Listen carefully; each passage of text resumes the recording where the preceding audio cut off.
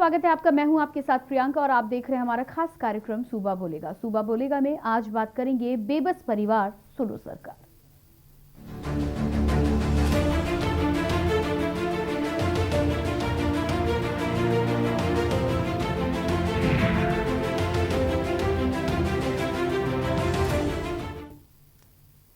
लखीमपुर खीरी का जिला प्रशासन कितना लापरवाह है ये किसी से छिपा नहीं है। बीते दिनों निघासन सीएससी में विधायक के साथ डॉक्टर सेल्फी लेते रहे और मरीज इलाज के लिए इंतजार में तड़प तड़प कर मर गया। मामले में कोई एक्शन नहीं हुआ और परिवार बदहाली और तंगहाली के आंसू बहा रहा है। परिवार का कमाने वाला सदस्य अब इस दुनिया में नहीं है। पहले लापरवाह सिस्टम की भेंट घर का बेटा चढ़ गया और अब परिवार अधिकारियों की उदासीनता से बदहाली के आंसू बहा रहा है। सवाल आखिर क्यों, इस पर हम बात करेंगे, लेकिन उससे पहले आपको एक रिपोर्ट दिखाते हैं।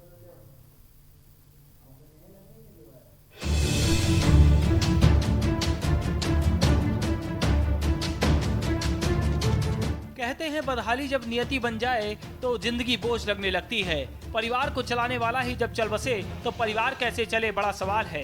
सिस्टम के साथ जनप्रतिनिधियों से भी ये सवाल है जिनकी लापरवाही की भेंट एक इंसान चढ़ गया और परिवार बेबसी बदहाली के आंसू बहा रहा है। तस्वीरें लखीमपुर खीरी की हैं। सीएससी निघासन में बीजेपी विधायक शशांक वर्मा के सामने उनकी मौजूदगी में कुछ दिनों पहले एक नौजवान ने इलाज के अभाव में दम तोड़ दिया था। परिवार में मातम का माहौल है और गम के साथ बदहाली अब परिवार का जीना मुहाल कर रही है। के न्यूज के लखीमपुर संवाददाता आमिर रजा ने निघासन में उस गरीब परिवार के घर में जाकर उसके हालात का जायजा लिया, उनसे बात की तो तस्वीरों ने हर किसी को झकझोर कर रख दिया। के न्यूज के संवाददाता को परिवार ने अपनी बदहाली की पूरी कहानी बताई। निघासन सीएससी में जिस तरीके से अव्यवस्थाओं का शिकार हुआ ये नौजवान, हम उसके परिवार के बीच में हैं, हम उसके घर में, हम आपको पहले दिखाना चाह रहे हैं कि उनके घर की स्थिति को देखकर आप खुद ही अंदाज़ा लगा सकते हैं कि वो कौन सा जीवन व्याप्त करते थे, उनकी ज़िंदगी किस स्तर की होगी। और उसके बाद हम इनके परिवार के लोगों को हम आपको दिखा रहे हैं कि ये लोग वो लोग हैं जो अपने नौजवान जो उनका पुत्र था उसकी मौत के मर जाने के बाद किस तरीके से गम में हैं। और हम इनसे बात करते हैं क्योंकि जो हमने बात की है उन्होंने बताया कि इनका इकलौता पुत्र था जिसकी वजह जो कमाता था तो ये पूरा परिवार खाता था। इनके परिवार में अभी मियाँ बीवी दो लोग हैं और इनकी माँ है, बूढ़ी माँ, और इनके जो पिता है उनका इलाज चल रहा है। वो आँखों से विकलांग हो चुके हैं, बूढ़ी औरत है, वो भी हम आपको दिखा रहे हैं कि वो बूढ़ी औरत जहाँ पे जिस तरीके से बीमार पड़ी है। उनकी माँ से बात करते हैं कि आखिर अपने पुत्र की मौत के बाद वो किस तरीके के सदमे में है। बताइए कि क्या स्थिति है अब घर की और किस तरीके से आगे चलेगा यह परिवार। मेरा बेटा ही कमाता था, उसी से सारा परिवार चलता था। अब मेरे घर में कोई कमाने वाला नहीं है और मेरा बेटा कल दम तोड़ चुका परसों वाले दिन। तो ये बताइए कि आप जो सिस्टम था जो जिस वजह से मौत का शिकार हुई, क्या चाहती हैं उसके ऊपर आप? मैं चाहती हूँ कि कुछ मेरी सहायता की जाए। घर का कमाने वाला और घर चलाने वाला तो सिस्टम की मौत मर गया। परिवार को इंसाफ अब तक नहीं मिला, मामले की जांच भी नहीं हुई और तो और मृतक के परिवार की सुध लेने वाला भी कोई नहीं है। परिवार में बूढ़ी दादी और बूढ़े माँ बाप भविष्य को लेकर चिंतित हैं। उनकी सिसकियां और आंखों से निकलते हुए आंसू परिवार की बदहाली की कहानी बयां कर रहे हैं। परिवार का इकलौता कमाने वाला बेटा सिस्टम की खामियों और जनप्रतिनिधियों, डॉक्टरों की संवेदनहीनता के चलते मौत का शिकार हो गया। परिवार में अभी एक जवान लड़की है जिसकी शादी होनी बाकी है और परिवार में कमाने वाला कोई न बचने से परिवार परेशान है। बड़ा सवाल है कि जब घर वाले दाने दाने को मोहताज हैं, परिवार तंगहाली का शिकार हो चुका है, जीने के लिए घर में सिर्फ चंद बर्तन और चार दीवारी है, तो जिम्मेदार परिवार की सुध क्यों नहीं ले रहे? आखिर क्यों परिवार को भगवान भरोसे छोड़ दिया गया है? स्थानीय प्रशासन और जनप्रतिनिधि बदहाल परिवार की सुध क्यों नहीं ले रहे? ये सवाल हैं जिनके जवाब मिलना अभी बाकी है। चाहती हूँ कि मेरा बेटा वहाँ लापरवाही की वजह से दम तोड़ दिया है। क्या चाहते हैं आप उसमें? हम उसमें चाहते हैं कि उसमें कार्रवाई उन लोगों के हिसाब से होनी चाहिए। अच्छा, विधायक जी वहाँ पर मौजूद थे, विधायक हाँ, जी क्या कहना चाह रहे हैं? विधायक जी वहाँ पर मौजूद थे, विधायक जी ने कुछ नहीं कहा वहाँ पर। उसके बाद कोई आया आपसे मिलने के लिए अभी तक? नहीं, मुझसे कोई मिलने के लिए नहीं आया। प्रशासनिक अधिकारी, कोई नेता? नहीं, कोई नहीं आया। प्रशासनिक अधिकारी कोई मदद लेके नहीं आया? नहीं, कोई मदद लेकर नहीं आया। अभी तक यहाँ कोई भी मदद के लिए नहीं पहुँचा है और यही वजह है कि ये लोग, इनकी परेशानी जो है वो और बढ़ती जा रही है, क्योंकि जिस तरीके से एक जवान मौत इनके परिवार में हुई है, उसके बाद जो दुख का है वो, इसके बाद ये चाहते हैं कि ऐसे दोषियों के खिलाफ कार्रवाई हो और जो मामला है उसकी जांच हो, और इसके अलावा इनको सरकारी मदद मिलना चाहिए। अच्छा, इनके पिता इनसे बात करते हैं। बताइए कि आपका बेटा जो है, आपका बेटा जो था वो मौत का शिकार हो गया, अब आपका घर का कैसे खाना खर्चा चलेगा? साहब हमको दिखा तो नहीं, एक बिटिया शादी करे, कैसे ये सब हुई, ये सब कोतवाल साहब ने किया। उन्होंने क्या किया?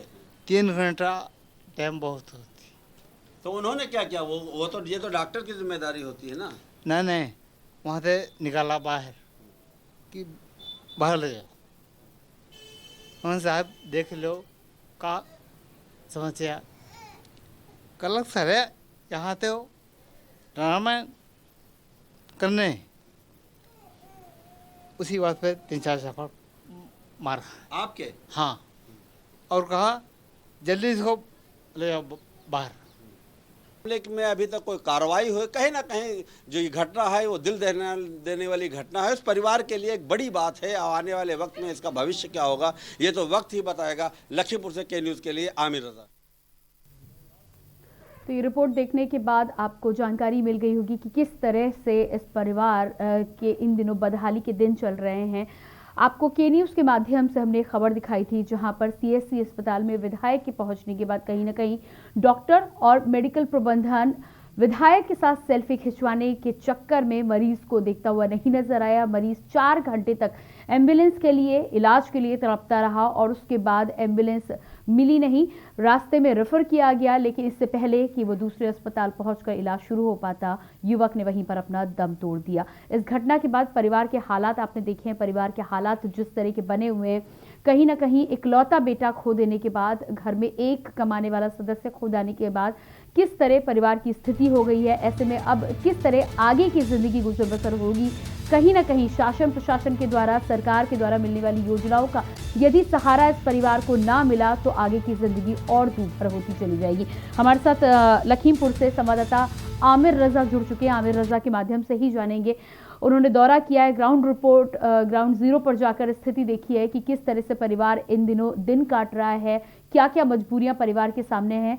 आमिर, आपने उस परिवार का दौरा किया है, आप वहां पे गए हैं, आपने देखा है वहां पर जिस तरह की स्थितियां तस्वीरों पर दिखाई दे रही हैं वो बिल्कुल चिंतनीय हैं, सोचनीय है सबके लिए, ना केवल हमारे लिए बल्कि शासन प्रशासन के लिए भी कहीं ना कहीं एक बहुत बड़ा तमाचा है कि एक युवक जो इलाज कराने सीएससी सेंटर पहुंचता है, सीएससी सेंटर में पहले डॉक्टर्स के द्वारा अनदेखी की जाती है, उसे प्राथमिक इलाज उपलब्ध नहीं कराया जाता है और लापरवाही के चलते युवक दम तोड़ देता है। आज स्थिति ये बनी हुई है कि घर का एक एक सदस्य आगे की जिंदगी गुजर बसर कैसे करेगा, दाने दाने को मोहताज बना हुआ है। लेकिन उसके बावजूद भी ना तो विधायक जी, ना कोई अधिकारी वहां अब तक पहुंचा है।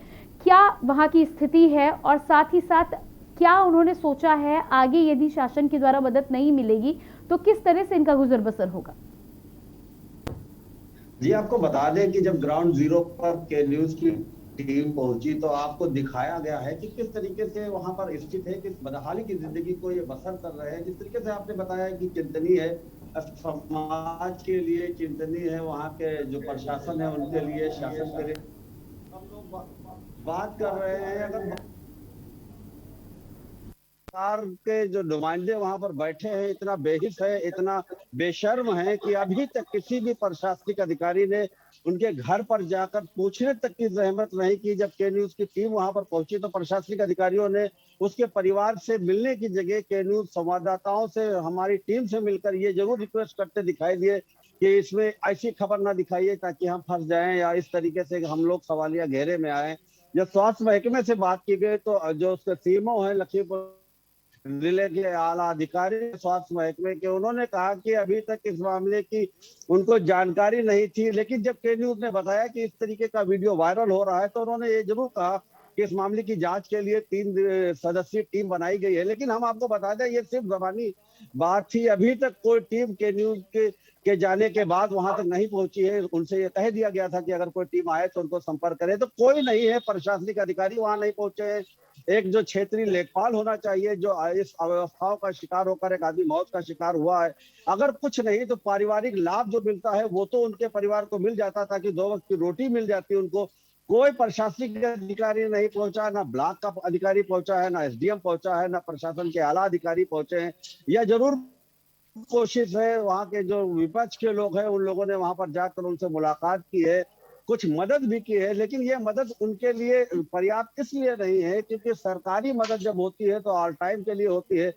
जो वक्ती मदद है उनके लिए एक वक्त का चूल्हा तो जल सकता है, लेकिन आने वाले कल में उनका परिवार क्या खाएगा, किस तरीके का जीवन बसर करेगा, जो जिम्मेदारी सरकार की है उसको निभाने के लिए वहां अभी तक कोई नुमाइंदा सरकार का वहां नहीं पहुंचा है।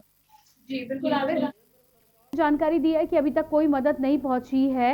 आसपास के सिस्टम और साथ ही साथ शासन प्रशासन के साथ ही सरकारों में कमी खास तौर पर तब देखने को मिलती है जब व्यक्ति विशेष का कोई घटना होती है, वहां पर बड़े बड़े मुआवजे का ऐलान किया जाता है, घोषणा करने लोग पहुंचते हैं, नेता भी पहुंचते हैं, लेकिन क्योंकि यहां पर ऐसी कोई बात सामने नहीं आ रही है, इसलिए जो साधारण मदद है उसके लिए भी लोग आगे आते हुए नजर नहीं आ रहे हैं। जबकि स्थिति ये होनी चाहिए कि इस तरह का वीडियो सोशल मीडिया पर वायरल होने के बाद और खास तौर से प्रशासन की लापरवाही, चाहे सीएससी सेंटर्स की बात कर ले, चाहे डॉक्टर्स की बात कर ले, अस्पताल प्रबंधन की, और साथ ही साथ विधायक जी, जनप्रतिनिधि, उन तमाम लोगों की लापरवाही के चलते आज इस परिवार ने अपना बेटा खोया है, तो कहीं ना कहीं नैतिक जिम्मेदारी होनी चाहिए और मदद के लिए जरूर अब तक आगे आना चाहिए।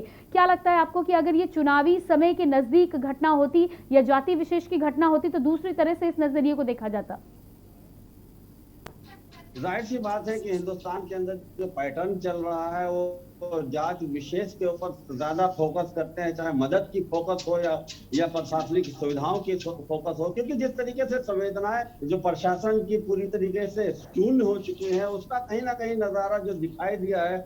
हम आपको बता दें कि जिस तरीके से उसने अपने बयान में जो चीज के न्यूज के जो वायरल वीडियो में था उसमें नहीं निकल कर आई थी, लेकिन के न्यूज ने जब उससे बात की तो जिस तरीके की बात उसने कही है कि वहां पर जो पुलिस के आला अधिकारी थे उनके द्वारा उनको जबरन वहां से हटा कर डाला गया, उसके पीछे एक रंजिश भी उसने बताई। उसने बताया कि उनके परिवार के जो मृतक जो मौत का शिकार हुआ है उस पर कुछ 4 महीने पहले उस पर हमला हुआ था।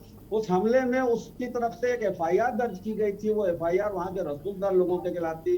उसके एफआईआर के बाद हुई थी और पुलिस उससे इसी बात को लेकर थी कि वो उसको लेकर बार बार थाने पहुंचकर उसकी गुहार करता था, उससे इंसाफ की गुहार करता था। पुलिस इसी चिढ़न से उसको वहां बेड से उतार कर उसको नीचे किनारे लाई, ऐसा इल्जाम वो लगा रहा है। जबकि पुलिस से संबंध में बात हुई तो पुलिस का ये कहना है कि उस दिन हौच पौच का माहौल था, इसलिए कुछ भी कहना स्पष्ट नहीं। लेकिन जिस तरीके से के न्यूज ने इस बात को उठाया है और प्रशासन की जिम्मेदारी थी और जो विपक्ष के लोग थे उन्होंने ज्ञापन देकर ये मांग की थी इस मामले की, ताकि अगर इसमें कोई दोषी है तो उसके खिलाफ कार्रवाई होना चाहिए, लेकिन अभी तक कोई कार्रवाई तो दूर की बात, अभी तक इस मामले में कोई जांच भी नहीं बिठा ली गई है। जान लेते हैं कि क्या कहना चाहते हैं। बहुत बहुत स्वागत है आपका जी, अपना नाम बता दें। अहमद, क्या आप मुझे सुन पा रहे हैं? जी, क्या कहना चाहते हैं आप? हेलो जी अहमद, स्वागत है आपका, अपनी बात रखें, आप क्या कहना चाहते हैं? हाँ मैम, मैं ये कह रहा था कि प्रशासन अगर पूरी परिवार की कोई मदद नहीं कर रहा है तो हाँ जी सुन पा रहा हूँ जी, अपनी बात पूरी करें, टीवी के वॉल्यूम को डाउन करके। जी, अपनी बात आप पूरी करें आप। हाँ, प्रशासन अगर इनकी कोई मदद नहीं कर पा रहा है तो कोई इनका अकाउंट नंबर, जैसे हम लोग हेल्प कर सकते हैं 2, 4, 5 हजार रुपए की, इनका कोई अकाउंट नंबर हो तो उसको बता दीजिए, हम लोग ऐसा हेल्प कर देंगे। जी, इस बारे में आपको जानकारी भिजवा दी जाएगी। कॉल करने के लिए बहुत बहुत धन्यवाद। और ये अच्छी बात है कि कम से कम हमारे भारतवर्ष में अभी भी समाज में ऐसी एकता, ऐसी संवेदनशीलता बची हुई है कि लोग दूसरे का दुख दर्द देकर मदद करने के लिए आगे आना चाहते हैं। लेकिन यही संवेदनशीलता यदि उन तमाम अधिकारियों की होती जो उन पदों पर बिठाए जाते हैं, जनता की सेवा करने के लिए बिठाए जाते हैं, साथ ही साथ उन जनप्रतिनिधियों में होती, तो यहाँ पर मुश्किल हल हो चुकी होती, शायद इसकी जरूरत ना पड़ती। फिलहाल अहमद जी, हमें कॉल करने के लिए बहुत बहुत धन्यवाद। अगले कॉलर हमारे साथ सोनू भी बने हुए हैं लाइन पर, जान लेते हैं कि इनका क्या कहना है। सोनू जी, बहुत बहुत स्वागत है आपका। आवाज ही नहीं आ रही थी, आवाज जी सोनू जी, क्या अब आप मुझे सुन पा रहे हैं? यदि सुन पा रहे हैं तो आप अपनी बात रखें। जी मैडम। जी, अपनी बात रखें, टीवी वॉल्यूम को उससे पहले डाउन कर दें। अच्छा मैडम, मैं ये कह रहा हूँ, इस सरकार में किसी भी विभाग में आप चले जाएं, बगैर पैसे लिए कोई भी कार्य नहीं होता है जी। हर व्यक्ति को, हर कर्मचारी को पैसे चाहिए। लोगों को ना ध्यान मिल पा रहा है, ना लोगों को जो सरकार द्वारा योजना दी जाती है वहाँ तक पहुँच पा रही। हम चाहते हैं ऐसे भ्रष्टाचारी अधिकारियों पर कड़ी से कड़ी कार्रवाई की जाए। जी बिल्कुल, हम सबकी भी यही मांग है। कहीं ना कहीं यदि कोई दोषी पाया जाता है तो उस पर कार्रवाई होनी चाहिए, लापरवाही यदि की है तो कहीं ना कहीं उसकी भी सजा मिलनी चाहिए। कॉल करने के लिए बहुत बहुत धन्यवाद। आमिर हमारे साथ लगातार बने हुए हैं। जी आमिर, जिस तरह से लगातार हमारे साथ कॉलर भी जुड़ रहे हैं और समाज की संवेदनशीलता की जब हम बात करते हैं तो कहीं ना कहीं लोगों में कुछ लोग ऐसे हैं अभी समाज में जिनमें संवेदनशीलता बची हुई है, लेकिन मेरा सवाल यही था कि यही संवेदनशीलता यदि जनप्रतिनिधियों में, अफसरों में, अधिकारियों में दिखाई देने लगे तो कहीं ना कहीं समाज को एक बहुत मदद भी हो सकती है, नई रोशनी मिल सकती है और जिन्हें मदद की गुहार है उनकी जिंदगी बदल सकती है।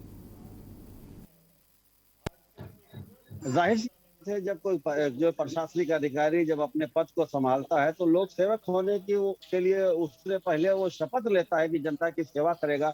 लेकिन जिस तरीके से सत्ता में आने अपने पद पे बैठने के बाद, चाहे वो कलेक्टर हो, चाहे वो डिप्टी कलेक्टर हो, चाहे किस तरीके से सत्ता पे अपनी सीट पर बैठने के बाद वो लोग अपने कर्तव्यों को भूल जाते हैं। इससे बड़ा सबूत क्या होगा? जिस तरीके से एक मासूम, एक नौजवान की मौत फर्श पर घिसट के चिल्ला के मौत का शिकार हो गया और माननीय जो वहाँ वीआईपी कल्चर को बढ़ावा देते हुए प्रशासन, उनके चाहने वाले जो ये दावा करते हैं कि वो जनता के सुख दुख में शामिल रहेंगे, वो लोग से तड़पते हुए नौजवान को देखने तक नहीं समझा। उसकी माँ चीख रही थी, उसकी चीखें भी वहां तक नहीं पहुंची। कहीं ना कहीं जो तस्वीर है, ऐसे में इतने 2-3 दिन गुजर जाने के बाद भी ना तो माननीयों ने उनके चौक बात की शर्म जताई वहां पर कि अगर उस तो कोई बात नहीं, हम आपकी मदद आगे और आने वाले भविष्य में करेंगे, क्योंकि बूढ़े माँ बाप और माँ बाप के अलावा उनकी बूढ़ी दादी है और एक जवान लड़की है जिसकी जिम्मेदारी हिंदुस्तान में रहने के बाद, हिंदुस्तान का संविधान ये कहता है कि हिंदुस्तान के हर नागरिक को खाने पीने और पहनने और रहने और उसकी शादी और उसके इसकी जिम्मेदारी, हिंदुस्तान का संविधान कहता है कि जो सरकार उसकी जिम्मेदारी होती है कि उसके पीछे नहीं होता। ऐसे में सरकार के जिम्मेदार अभी तक खामोश है और क्षेत्रीय जो विधायक है वो और मीडिया के लोगों के पास जाकर ये कहते नजर आ रहे हैं कि इस खबर को आप ना चलाइएगा, ना कि हमारी और भी ज्यादा वहां पर किरकिरी होगी। ऐसा करने की जगह पर अगर वो उन पीड़ित परिवार से मिलते तो शायद की तस्वीर बदल जाती। के न्यूज लगातार इस बात को उठा रहा है। उसका ये असर ये है कि देखिए कि लोग कह रहे हैं कि उसकी जिस तरीके से की मदद करना चाहिए, अगर कोई उनका अकाउंट मिल जाए या कोई माध्यम मिल जाए तो उसकी मदद कर दें। लेकिन जो जनप्रतिनिधि है जिनके वोटों के ऊपर वो आज विधायक बने बैठे हैं, जिनके वोटों के विधायकों के दम पर आज उत्तर प्रदेश के अंदर सरकार है, वो लोग इस पर अभी तक एक शब्द बोलने के लिए तैयार नहीं। दुखद है और कहीं ना कहीं चिंता की बात है। आपसे ये भी जानना चाहेंगे, अपने दर्शकों को हम चाहेंगे कि एक बार फिर से ये तमाम जानकारी दे दें।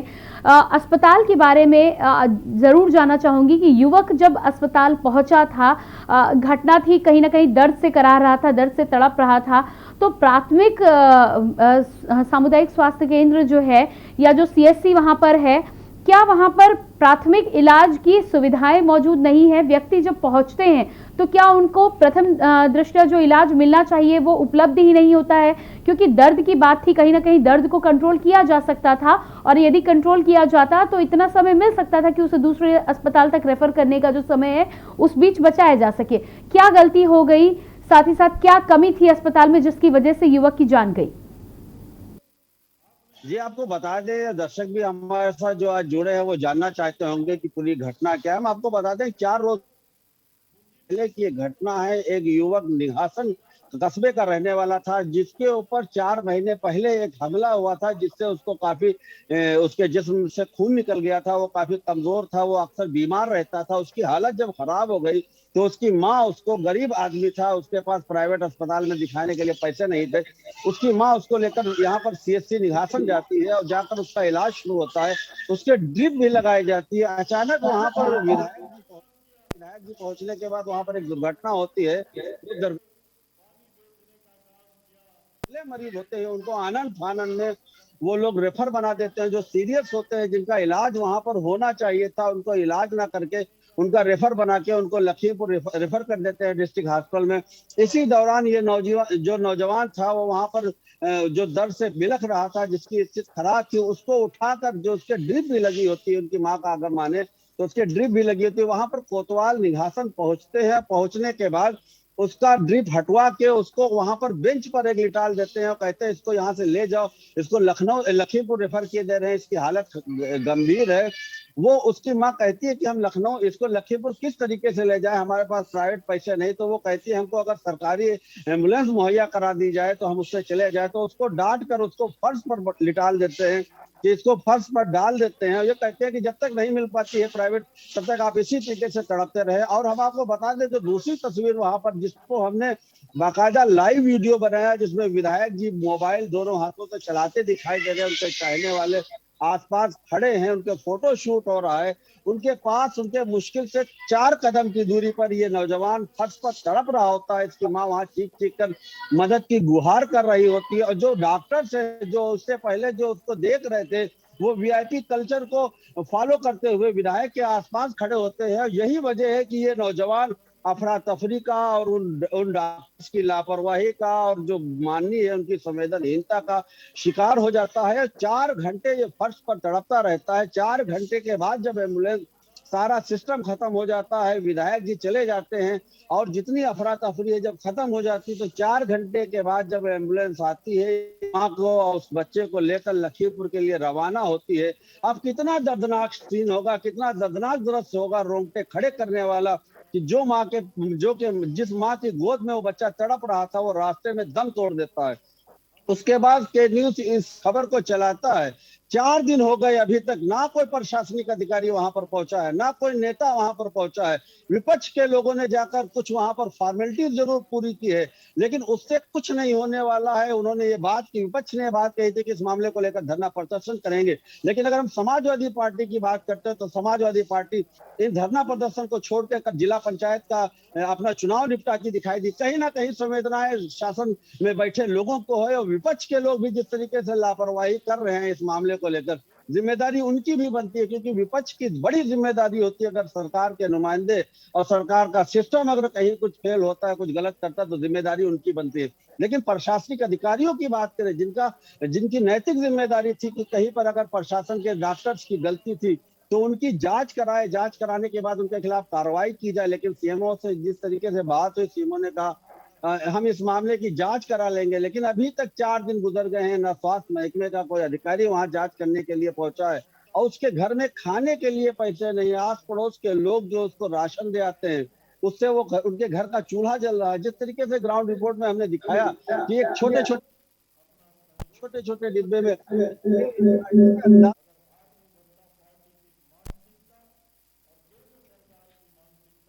उमेश राजस्थान से बने हुए हैं, जान लेते हैं कि क्या कहना चाहते हैं। उमेश जी, बहुत बहुत स्वागत है आपका। उमेश जी, क्या आप मुझे सुन पा रहे हैं? शायद संपर्क हमारा यहाँ पर नहीं हो पा रहा है। तो यहाँ पर तस्वीरें हम लगातार आपको दिखा रहे हैं। हमारे संवाददाता आमिर रजा ने ग्राउंड जीरो पर जाकर ये रिपोर्ट ली है, ये तस्वीरें आपको दिखा रहे हैं। युवक के जाने के बाद किस तरह से घर के तमाम लोग बदहाली में जी रहे हैं, लेकिन जिस तरह से सरकार के साथ ही साथ शासन प्रशासन और ना तो विपक्ष की तरफ से कोई मदद का हाथ आगे बढ़ता हुआ नजर आ रहा है। ऐसे में लापरवाही और सिस्टम की लापरवाही की भेंट तो चढ़ गया युवक, लेकिन उसके बाद जिम्मेदारी आखिर अब किसकी बनती है?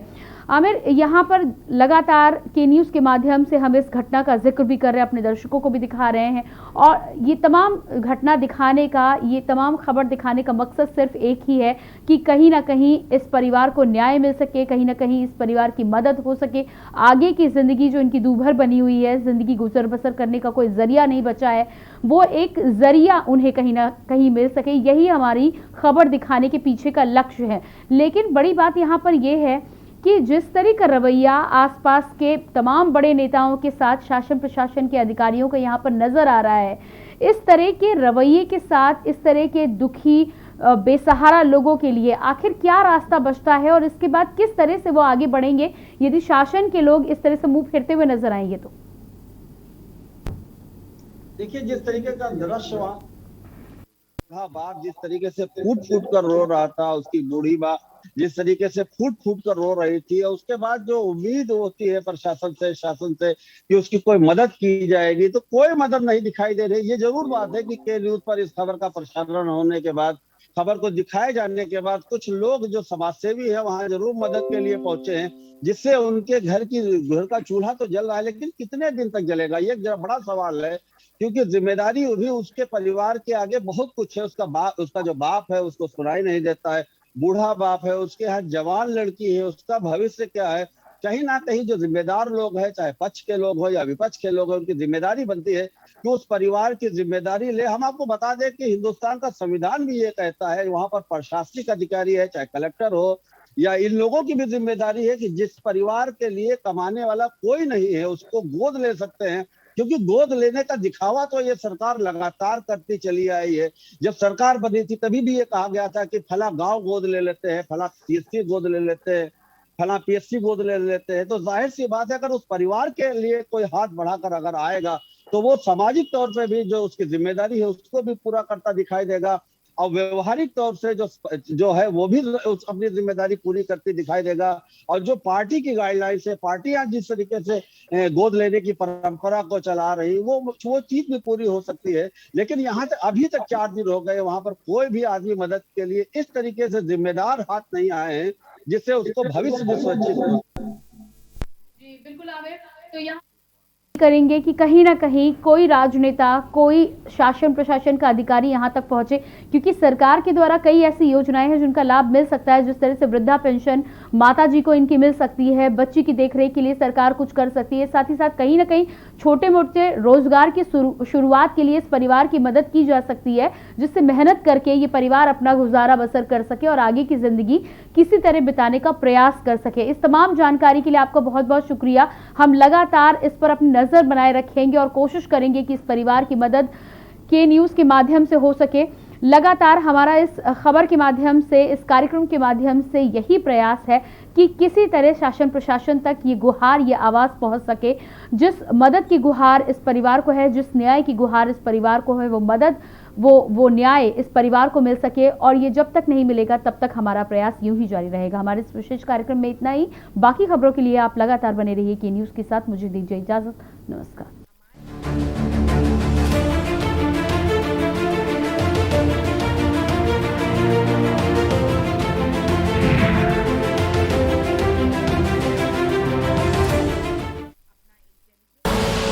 आप देख रहे हैं के न्यूज़, खबरों का सारथी।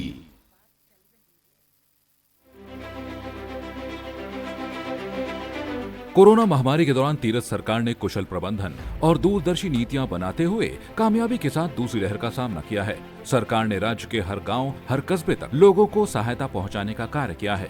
इस अभियान में राज्य की आशा और आंगनबाड़ी बहनों ने भी प्रमुख भूमिका निभाई है।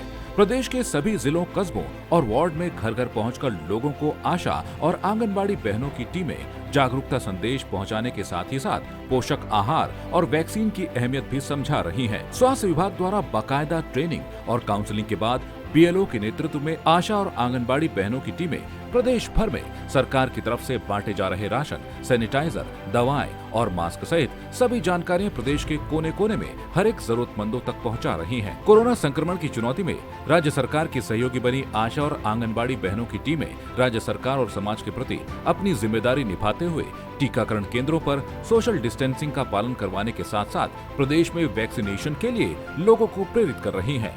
उत्तराखंड सरकार के साथ कोरोना से इस लड़ाई को जीतने में जी जान से जुटी मातृशक्ति पर आज प्रदेश को गर्व है, जो आज हर संभव प्रयास कर न सिर्फ समाज के प्रति अपने कर्तव्य को निभा रही हैं, बल्कि कठिन परिस्थितियों में राज्य सेवा और जन सेवा की शपथ को भी पूरा कर रही हैं।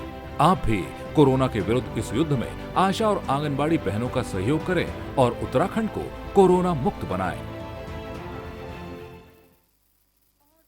खुदी को आजमाया है तो ये अंदाज आया है, खुदी को आजमाया है तो ये अंदाज आया है। तुम में भी मैं हूं, शुद्ध प्लस पान मसाला।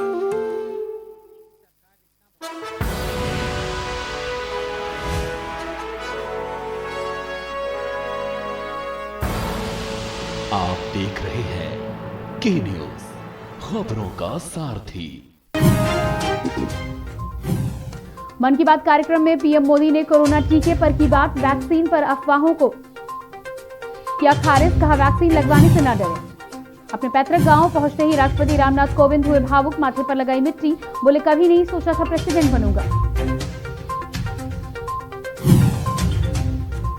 राष्ट्रपति रामनाथ कोविंद ने राज्यपाल आनंदीबेन पटेल, सीएम योगी की तारीफ, कहा योगी